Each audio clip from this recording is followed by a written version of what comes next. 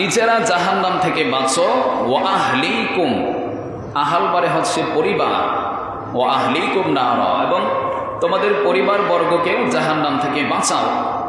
কোন জাহান্নাম? জাহান্নাম এটা কি? আল্লাহ রাব্বুল আলামিন পরে বলতেছেন, ওয়াকুদুহান নাস ওয়াল হিজারা, জাহান্নাম এমন জাহান্নাম যেই জাহান্নামের আগুন হবে মানুষ এবং পাথরে। জাহান্নামের ইন্ধন হবে মানুষ এবং পাথরে। বুঝেই বলি আপনাদের, মানে হচ্ছে আমরা আগুন ধরাই কি দিয়ে? লাকড়ি দিয়ে না? সাধারণত লাকড়ি দিয়ে আগুনকে আমরা প্রজ্বলিত করি, আগুনকে বৃদ্ধি করি। তো জাহান্নামের আগুনকে আল্লাহ রাব্বুল আলামিন ধারাবাহিকতা বৃদ্ধি করতে থাকবে। এটার জ্বালানি হবে কি? এটার জ্বালানি হবে মানুষ এবং পাথর। ভালো করে চিন্তা করে দেখবেন, তো যেই মানুষগুলোকে আল্লাহ রাব্বুল আলামিন এই জ্বালানির মধ্যে ব্যবহার করবেন, এই মানুষগুলো কতই না হতভাগা, কতই না দুর্ভাগা, কত কপাল পড়া এই মানুষগুলো। দুনিয়াতে দেখবেন আমাদের সাধারণত পরিবারের ঘরের মধ্যে রান্না করলে একাধিক আইটেম থাকে। ভাত রান্না করার পর এটা একটি সময় আগুন থেকে অবসর হয়ে যায়, ভাতের পাতিলা। তারপর যখন তরকারি রান্না করে, একটি সময়ে তরকারিটাও আগুন থেকে অবসর হয়ে যায়, আগুন থেকে মুক্তি পায়। ডাল রান্না করলে এটাও একসময় আগুন থেকে মুক্তি পায়।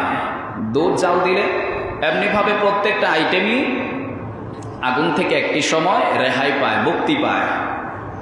কিন্তু যে আগুনগুলো জ্বলতেছে, লাকড়িগুলো, শুরু থেকে ভাত রান্নার শুরু থেকে যে লাকড়িটা চুলার মধ্যে দিল, একেবারে সর্বশেষ আইটেম পর্যন্ত ওই লাকড়ি কিন্তু জ্বলতেই আছে, ওই লাকড়ি কিন্তু অবসর নেই।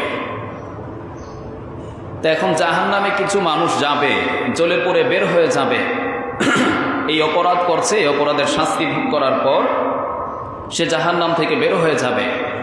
আর যেই কপাল পরা হতভাগা মানুষগুলোকে আল্লাহ রাব্বুল আলামিন জাহান্নামের লাকড়ি হিসেবে ব্যবহার করবে, ওই মানুষগুলো আর জাহান্নামের আগুন থেকে অবসর হতে পারবে না। খুলুদ ফিতনার আজীবন চলতে থাকবে। এর জন্য আল্লাহ রাব্বুল আলামিন বললেন, এত ভয়ঙ্কর জাহান্নাম থেকে তোমরা বাঁচো এবং তোমাদের পরিবারকেও তোমরা বাঁচাও। ওই জাহান্নামে আল্লাহ রাব্বুল আলামিন জাহান্নামের ফেরেশতা নিযুক্ত করবেন। ফেরেশতা কেমন হবে এটা আল্লাহ বলে দিয়েছেন সূরা তাহরিমের ৬ নং আয়াতের মধ্যে। আল্লাহ রাব্বুল আলামিন বলেন, ওয়াল হিজারাতু আলাইহা মালাইকাতুন খিলাসুন শিদাদুল লা ইয়াসুনাল্লাহ। মালাইকা মানে হচ্ছে ফেরেশতা।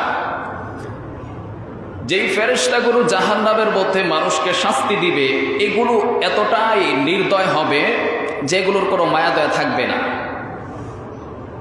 এগুলোর মনে কোনো মায়া দয়া থাকবে না, এগুলো আপনাকে শাস্তি দিতেই থাকবে, আপনার অবস্থা যাই হোক না কেন।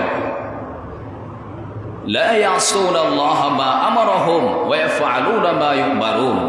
আল্লাহ রাব্বুল আলামিন বলেন, এগুলোকে আমি নিযুক্ত করে দেব জাহান্নামের মানুষকে শাস্তি দেওয়ার জন্য। তা আমি যখন হুকুম করব, আমার হুকুম পাওয়ার পর থেকে এগুলো মানুষকে শাস্তি দিতেই থাকবে। মানুষ চিৎকার করবে, আবেদন করবে, শাস্তিটা একটু কমিয়ে দাও। ফেরেশতারা বলবে, আল্লাহ রাব্বুল আলামিনের হুকুম কমানোর কোনো সুযোগ নেই। আমরা আল্লাহর হুকুম মানি না, কিন্তু ফেরেশতারা তো এমন না।